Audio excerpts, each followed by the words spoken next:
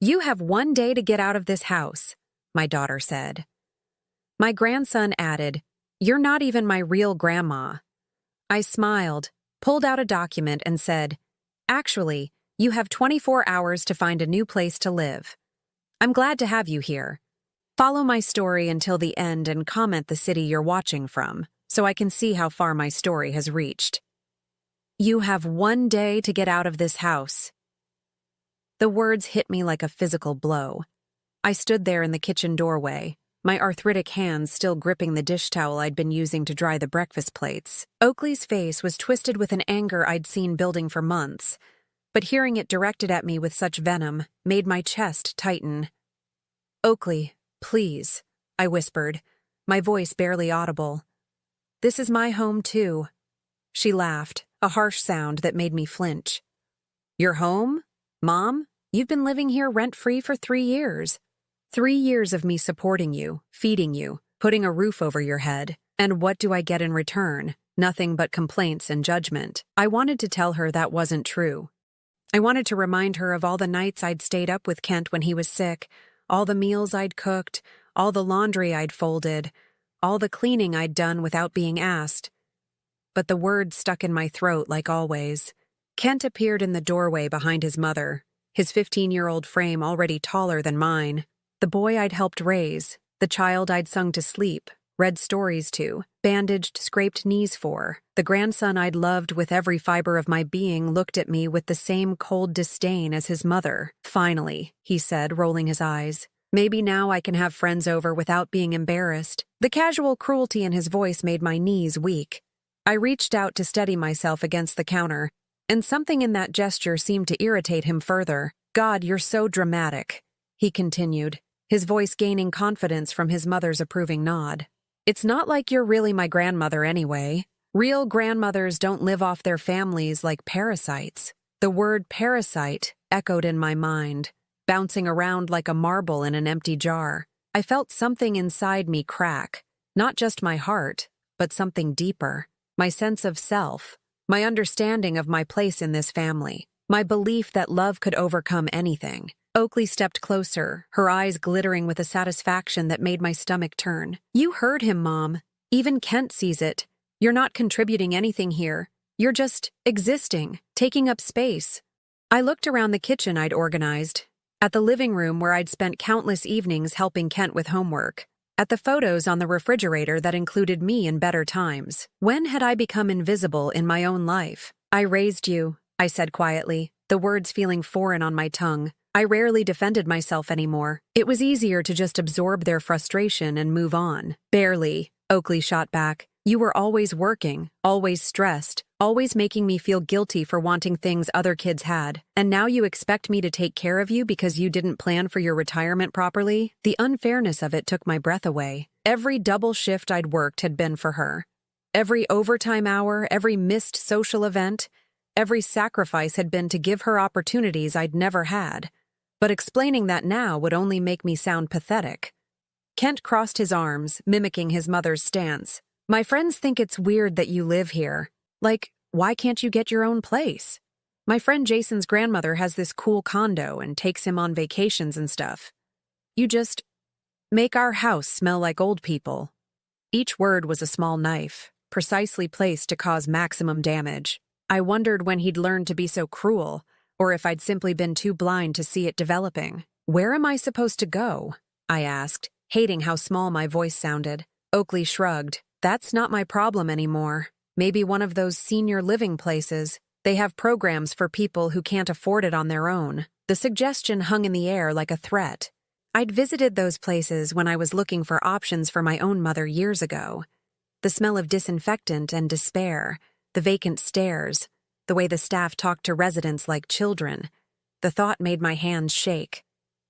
"I need more time," I said. "A day isn't enough to find somewhere to live." "You've had 3 years to figure this out," Oakley replied coldly. "I'm done enabling your dependency. It's not healthy for any of us." She turned to Kent, her voice becoming warm and maternal in a way it never was when she addressed me. "Go start your homework, honey. Grandma and I need to finish talking." Kent grinned, clearly pleased to be dismissed from witness duty but satisfied with the damage he'd helped inflict. As he walked away, I heard him mutter, "Finally, some peace and quiet." When we were alone, Oakley's expression softened slightly, but not with kindness. It was the look of someone about to deliver a final blow. "Mom, I know this seems harsh, but it's for your own good. You need to learn to be independent again. You've become too comfortable depending on others." The irony wasn't lost on me. This from the woman who'd called me crying at midnight when Kent was a toddler, and she couldn't handle being a single mother. This from the daughter who'd begged me to move in when her ex-husband stopped paying child support. This from the child I'd sacrificed everything for. But I didn't say any of that. Instead, I nodded slowly, feeling something shift inside me.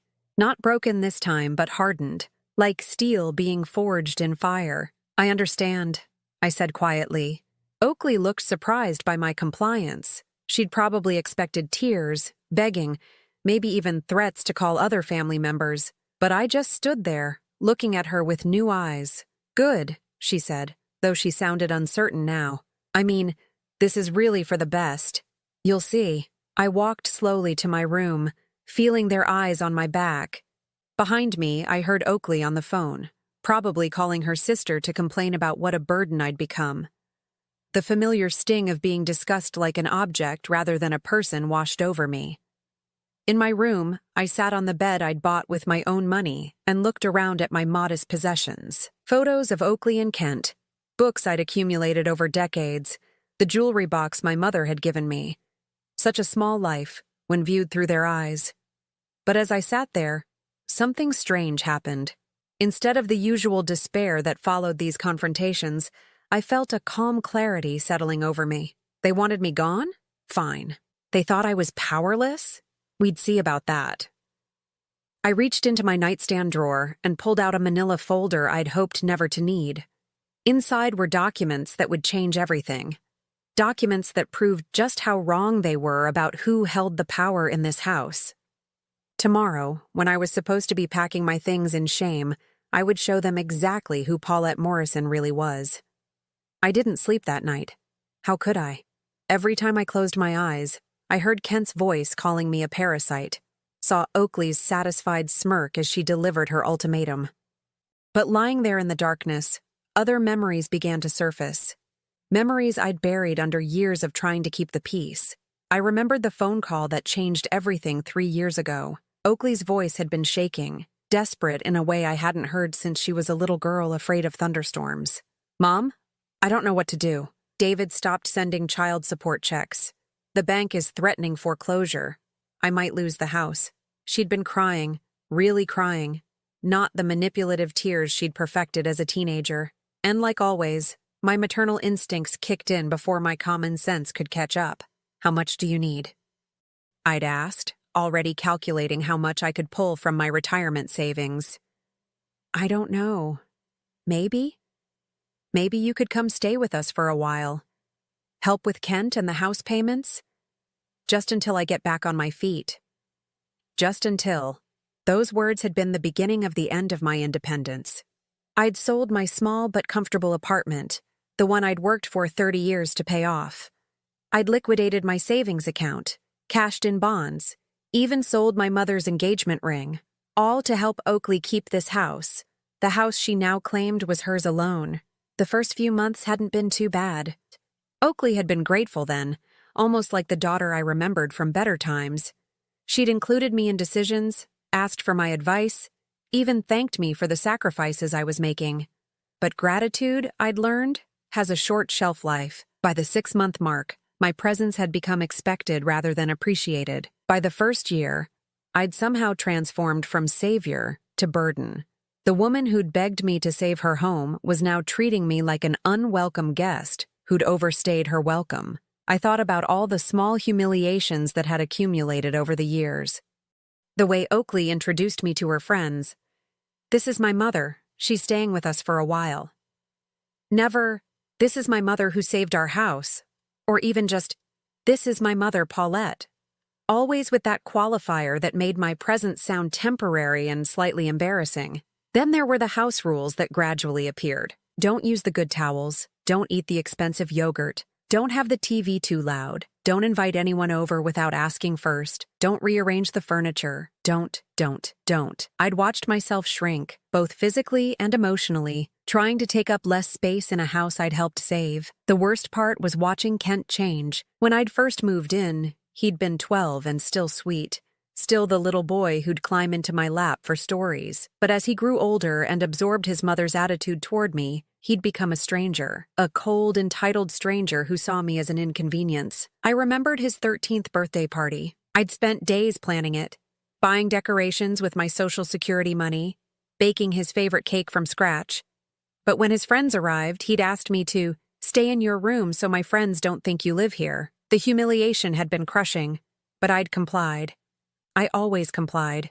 Or the time I'd offered to help him with his history project about family heritage. He'd looked at me like I'd suggested something disgusting. Why would I want to include you? You're not even really family. You're just mom's mom. Just mom's mom. As if our relationship existed only through Oakley. As if I had no independent value in his life. I'd stopped trying after that. Stopped offering help with homework. Stopped asking about his day, stopped attempting to connect with the grandson I'd once adored. It was easier than facing constant rejection, but the memories that hurt most were the ones from when Oakley was young. I'd been a single mother since she was 5, when her father decided that responsibility wasn't for him. I'd worked 2 jobs, sometimes 3, to give her the kind of childhood I'd never had. I remembered the Christmas when she was 8 and desperately wanted a bike. Not just any bike, but the pink one with streamers and a basket that all her friends had. I'd worked overtime at the diner for 2 months, saving every tip, skipping meals to afford it. Christmas morning, her face had lit up like the sun when she saw that bike under our pathetic little tree. She'd hugged me so tight I could barely breathe and whispered, "You're the best mom in the whole world." Where was that little girl now? When had gratitude curdled into entitlement? When had love become obligation? I thought about all the parent-teacher conferences I'd attended despite being exhausted from night shifts. All the soccer games I'd cheered at despite having to stand because I couldn't afford the chair rental fee. All the times I'd said yes when every practical instinct screamed no. When Oakley graduated high school, I'd given her my grandmother's pearl necklace, the only valuable thing I owned besides my engagement ring. It had been in our family for 3 generations. She'd worn it to prom, to graduation, to her wedding. But last year, when money was tight, she'd sold it without even telling me.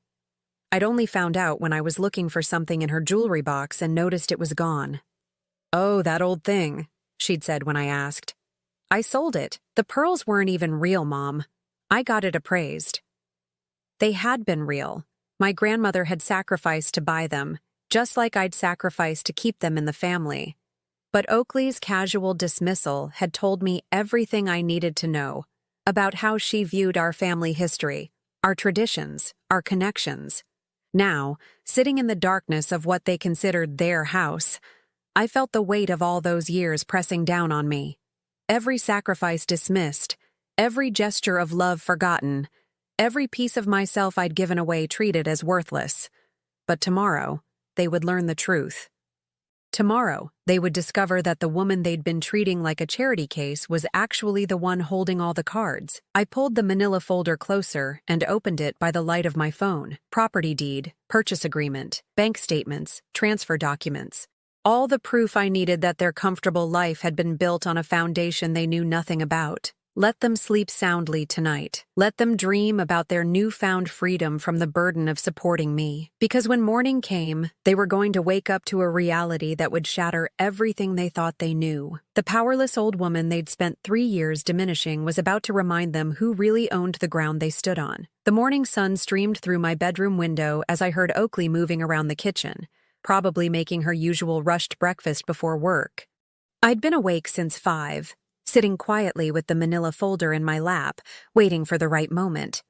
I could hear Kent in the shower, getting ready for school. Normal sounds of a normal morning, except today would be anything but normal. My hands were steady as I walked to the kitchen. The arthritis that usually made my fingers ache seemed to have disappeared, replaced by a strange sense of purpose I hadn't felt in years.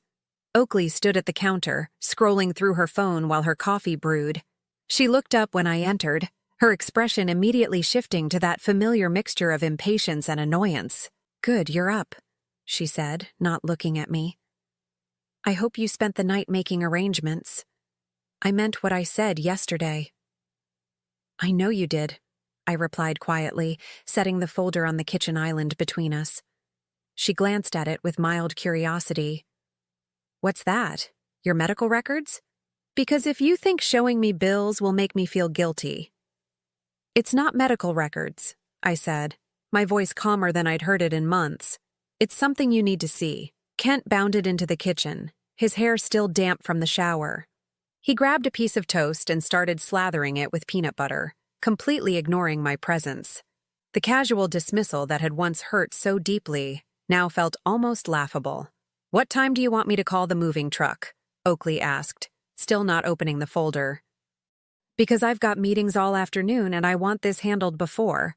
"Open it," I said, my voice cutting through her words like a blade. Something in my tone made both of them look at me, really look at me, perhaps for the first time in years. Kent paused mid-bite, his eyes darting between his mother and me. Oakley's laugh was nervous now. "Mom, what is this? Some kind of dramatic gesture? Because I don't have time for." "Open the folder, Oakley." She stared at me for a long moment, then reached for the manila folder with exaggerated irritation. "Fine. Let's get this over with." The first document she pulled out was the property deed. I watched her eyes scan the page, saw the moment when her brain processed what she was reading. Her face went pale, then flushed red, then pale again. "This is," she started, then stopped, reading it again. "This can't be right." "What is it?" Kent asked, moving closer to peer over her shoulder. Oakley's hands were shaking now as she flipped through the other documents. Bank transfer records showing my retirement money funding the down payment. Loan documents with my name as the primary borrower. Insurance papers listing me as the sole owner. "I don't understand," she whispered, but I could see in her eyes that she was beginning to.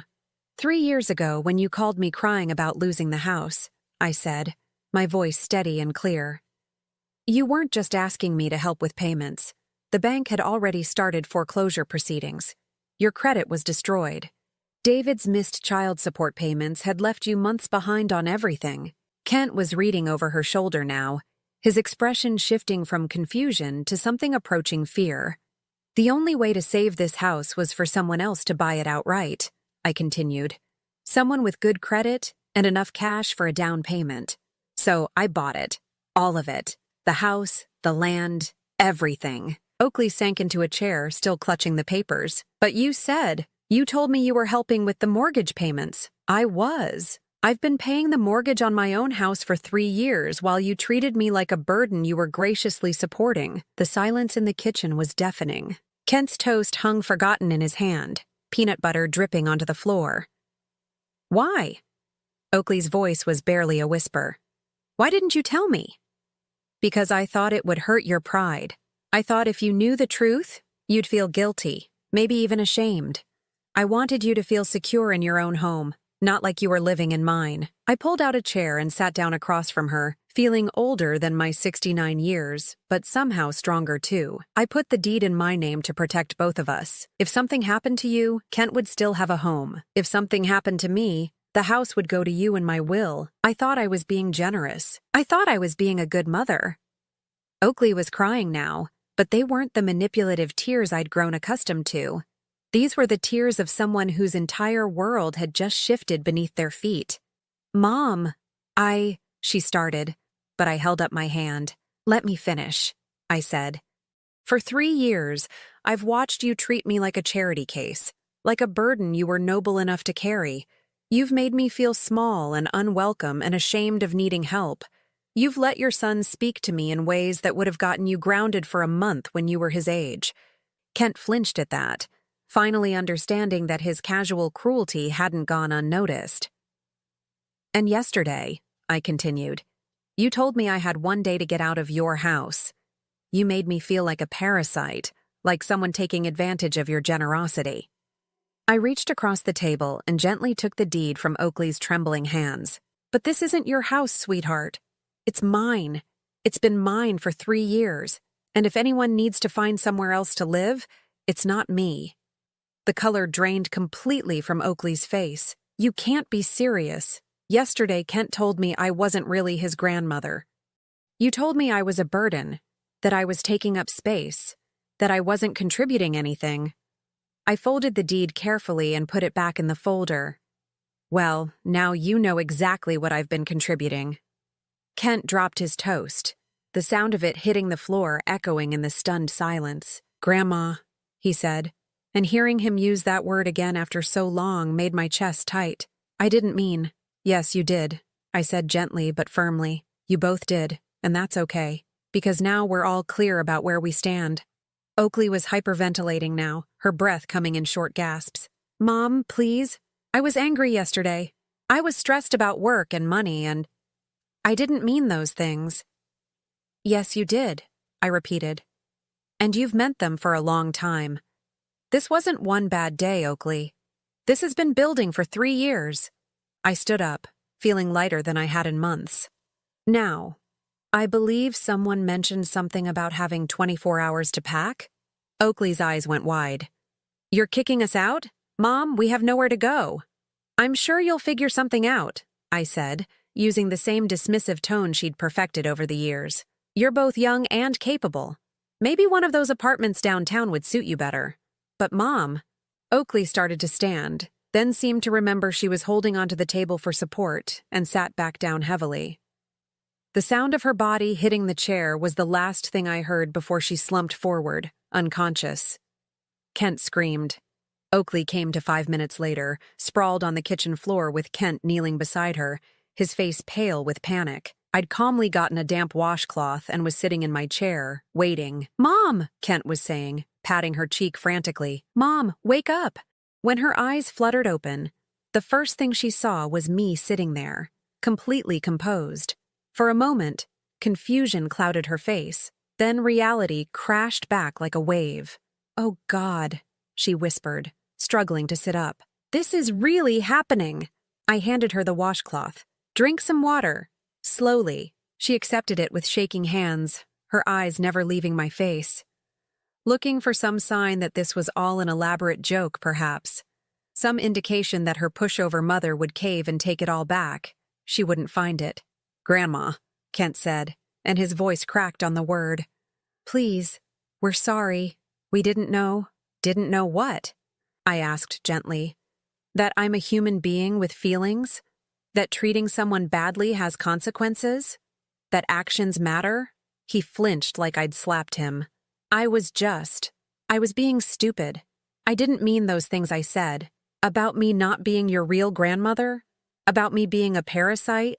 About being embarrassed to have me in the house? I kept my voice level, but each word hit its mark. Which part didn't you mean, Kent? Tears started rolling down his cheeks. Real tears this time. Not the crocodile tears he'd learned from his mother. All of it. I mean, none of it. I was just being mean because your mother taught you it was acceptable to treat me that way.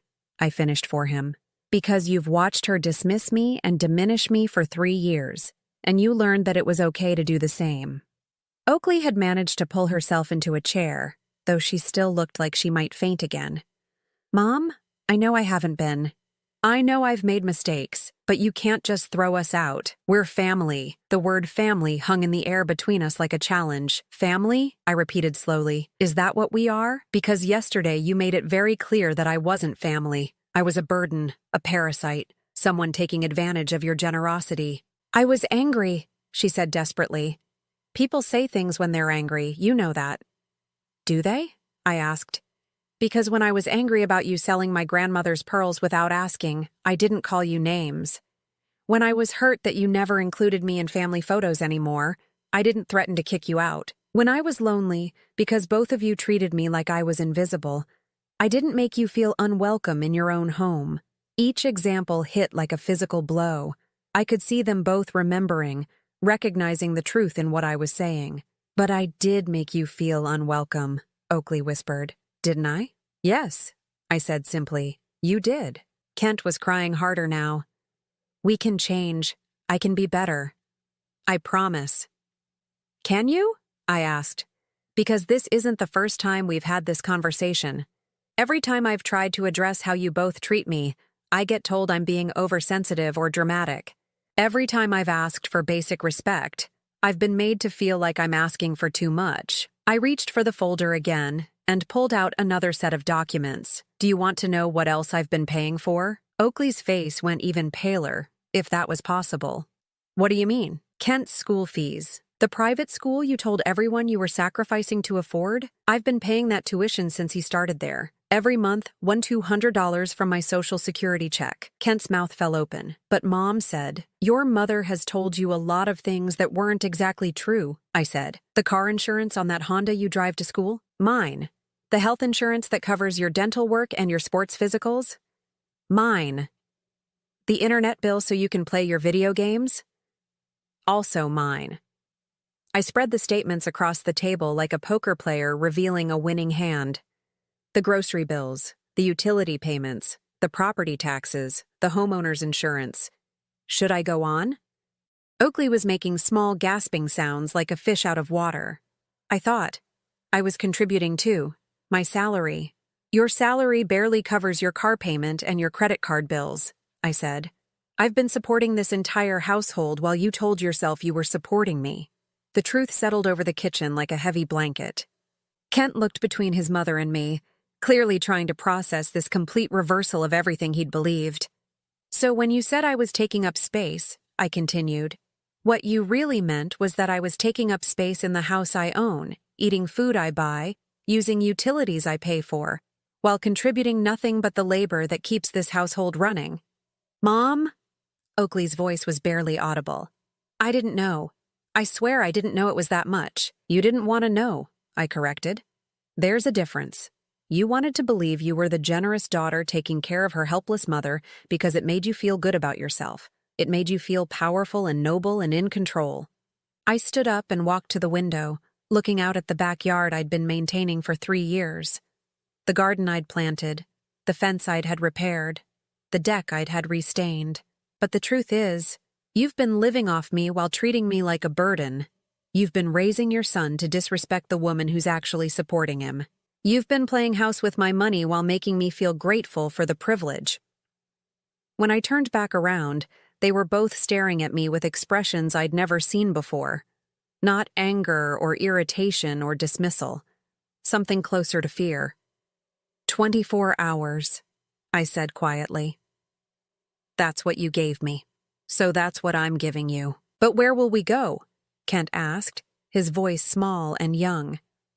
I don't know, I admitted. But I'm sure you'll figure something out. After all, you're both young and capable. You have each other. You have options I never had when I was starting over. Oakley gripped the edge of the table. You're really going to do this? You're really going to make us homeless? I'm not making you anything, I said. I'm simply taking back ownership of my own life. You wanted me gone? Fine. Now you can be gone instead. But we're sorry, Kent burst out. We said we were sorry. Sorry you got caught, I said gently. Sorry you're facing consequences. But are you sorry for how you treated me? Or are you sorry that treating me badly turned out to be a mistake? The question hung in the air, unanswered because we all knew what the truth was. I picked up my folder and headed toward my room. You have until tomorrow morning. I'd suggest you start making phone calls. Behind me, I could hear Oakley sobbing and Kent trying to comfort her. The sounds that once would have broken my heart and sent me rushing back to fix everything now just felt like noise. For the first time in 3 years, I was the one in control of my own destiny. And it felt incredible. The house felt different the moment their car pulled out of the driveway. Not empty, liberated. Like a breath I'd been holding for 3 years had finally been released. They'd left that morning with whatever they could fit in Oakley's Honda and a U-Haul trailer Kent had rented with money borrowed from his father.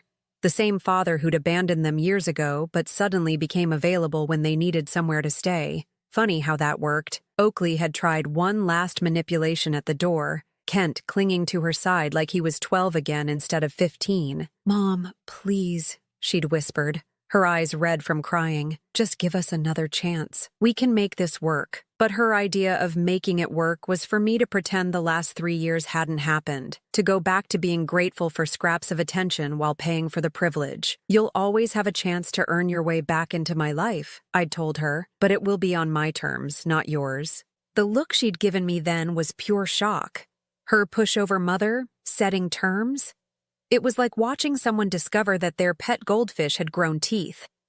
Now, standing in my kitchen, I felt like I was seeing the space clearly for the first time in years. The cabinet doors Oakley had insisted on keeping closed because open shelving looks cheap. The expensive coffee maker I wasn't allowed to use because you don't know how to work it properly. The breakfast nook where I'd been relegated to eating my meals while they sat at the good dining table. I opened every single cabinet door. I made myself a latte with the fancy machine. I sat at the head of the dining table and spread my papers across its entire surface. The silence was magnificent. My phone had been ringing all day.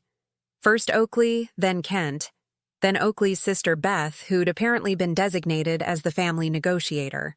"Aunt Paulette, this is crazy," Beth had said when I finally answered. "Oakley told me what happened, and I think there's been some kind of misunderstanding." "No misunderstanding," I'd replied calmly. "Just a long overdue correction." "But they're family. You can't just throw family out on the street." I'd laughed at that, surprising myself with how bitter it sounded. "Beth, when was the last time Oakley invited you to a family gathering that included me? When was the last time Kent mentioned me when he talked about his family? They made it very clear I wasn't family. I'm just honoring their decision." The conversations with other relatives followed the same pattern. Shock, attempted guilt-tripping, then awkward silence when they realized I wasn't budging. It occurred to me that none of them had called in 3 years to check on how I was doing living with Oakley. None of them had noticed that I'd gradually disappeared from family photos and holiday celebrations. But the moment there were consequences for that exclusion, suddenly everyone cared about family unity. By evening, I'd unplugged the phone entirely. I spent the next few days rediscovering my own house. I moved my belongings from the cramped back bedroom to the master suite Oakley had claimed as her own. I rearranged furniture, opened curtains that had been kept closed, and played my music as loud as I wanted. In Oakley's closet, I found boxes of my things that had been stored away temporarily 3 years ago. Photos of my parents, books I'd thought were lost, the china set I'd inherited from my grandmother. All hidden away because they didn't fit Oakley's aesthetic. I found my grandmother's recipe box tucked behind winter coats I'd never seen Oakley wear. Inside were handwritten cards with instructions for Sunday dinners and holiday traditions that Oakley had declared too much work to continue. That weekend, I made my grandmother's pot roast, filled the house with the smell of herbs and slow-cooked vegetables. I set the dining table with the good china and cloth napkins. I lit candles and opened a bottle of wine I'd been saving for a special occasion. Then I called my neighbor, Mrs. Chen, who'd been politely distant for years because Oakley had made it clear that Mom's friends weren't welcome. "Paulette?" She'd sounded surprised to hear from me. "Is everything all right?" "Everything is perfect," I'd said. "Would you like to come for dinner? I'm making pot roast." That dinner was the first time I'd entertained in my own home since moving in. Mrs. Chen brought her sister, who brought her friend Margaret, and by the end of the evening, my house was filled with laughter and conversation in a way it never had been with Oakley and Kent. "This house has such good energy," Margaret had said, looking around the living room. "So warm and welcoming." If only she knew how unwelcoming it had felt just a week ago. The phone calls from Oakley became more desperate as the days passed. She'd moved in with David temporarily, but his new girlfriend wasn't happy about the arrangement. Kent was sleeping on a couch and complaining constantly about missing his friends and his school. "Mom, this is ridiculous," Oakley said during one late-night call. "You've made your point. We get it. We were wrong. Can't we just move past this?" "Move past it to what?" I'd asked.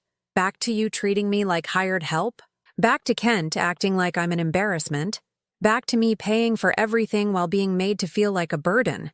We'll be better," she'd promised. "Things will be different." "How?" The question had hung in the air for a long moment before she'd hung up. That's when I knew she still didn't understand. She thought this was about punishment, about teaching them a lesson they'd learn, and then everything would go back to normal. But this wasn't about punishment. This was about me finally understanding my own worth. I started making changes beyond just reclaiming my space. I switched Kent's school payments to a monthly transfer that would end if his grades dropped or if I received any reports of disrespectful behavior.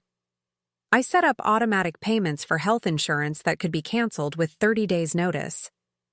I opened new credit cards in my name only and closed the joint accounts where Oakley had been an authorized user. Most importantly, I changed my will. For years, I'd planned to leave everything to Oakley and Kent.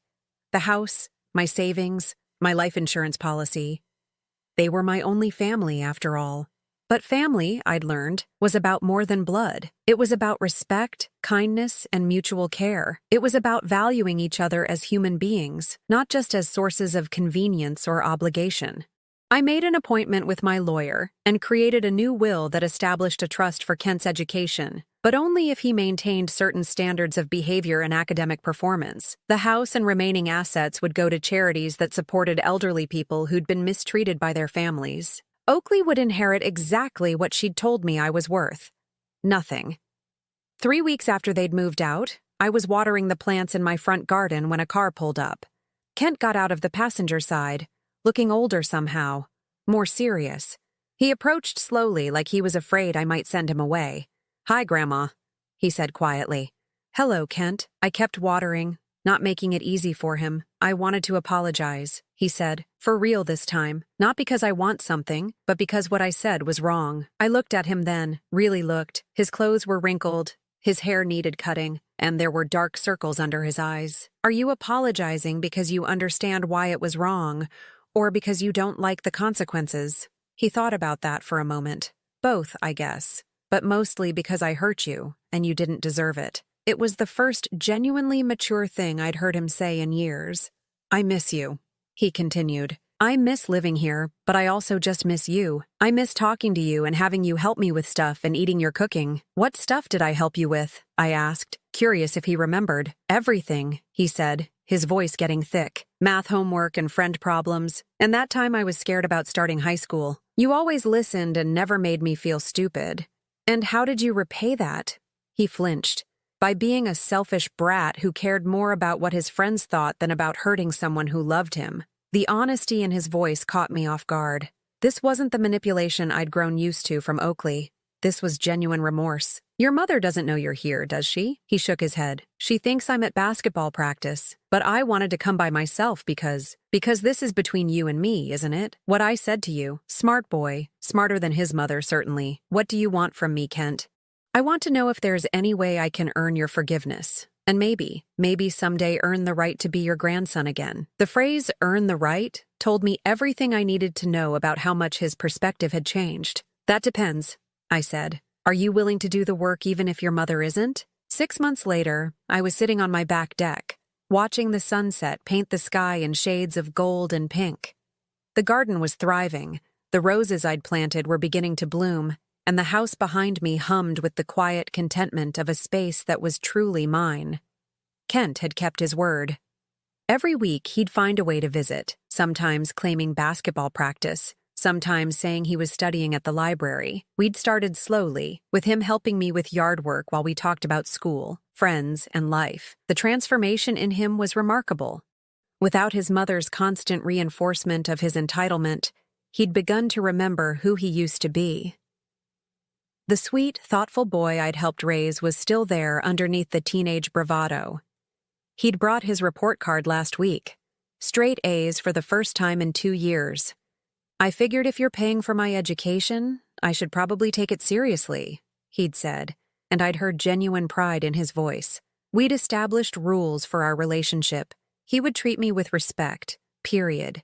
He would acknowledge my role in his life openly, not hide it from friends or pretend I didn't matter. Most importantly, he would never again use my love for him as a weapon against me. In return, I continued to support his education and included him in my daily life. We cooked together on Sundays, and I'd started teaching him some of my grandmother's recipes. He'd even brought a friend over once, introducing me as my awesome grandmother who makes the best chocolate chip cookies in the state.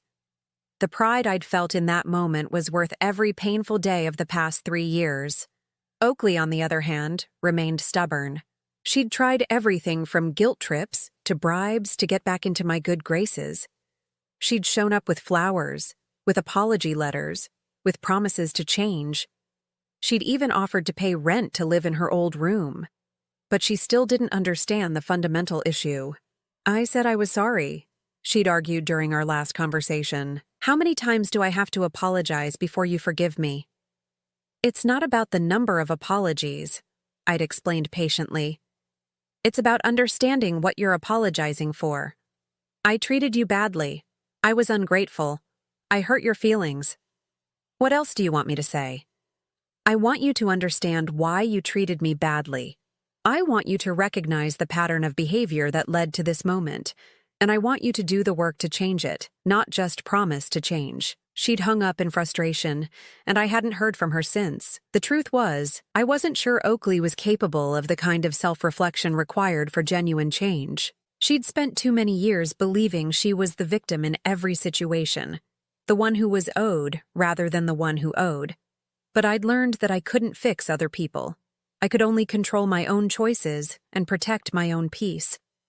My phone rang, interrupting my sunset meditation. Kent's name appeared on the screen. "Hi, Grandma," his voice was excited. "Guess what? I got accepted to the summer program at the university, the one for high school students interested in engineering." "That's wonderful," I said, and meant it. "When does it start?" "Next month. And Grandma, I put you down as my emergency contact. I hope that's okay." The significance of that gesture wasn't lost on me. For the first time in years, I was being acknowledged as a primary person in his life, not hidden away like a shameful secret. "Of course it's okay," I said. "I'm proud of you, Kent." "I couldn't have done it without you," he said quietly. "Not just the money for the application, but you believing in me again. It made me want to be someone worth believing in." After we hung up, I sat in the gathering darkness, feeling a deep sense of satisfaction. Not the bitter satisfaction of revenge, but the warm satisfaction of self-respect restored.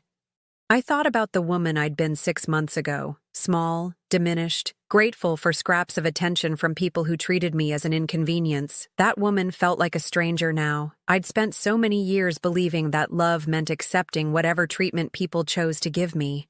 That being a good mother meant sacrificing my dignity along with my money. That keeping the peace was more important than demanding respect. But I'd learned that real love, the kind worth having, required mutual respect. That good relationships were built on appreciation, not exploitation. And that sometimes, the most loving thing you could do was refuse to enable someone's worst behavior. My doorbell rang, surprising me. It was late for visitors, and I wasn't expecting anyone. I opened the door to find Oakley standing on my porch, but she looked different. Smaller, somehow. Less put together than usual. Her hair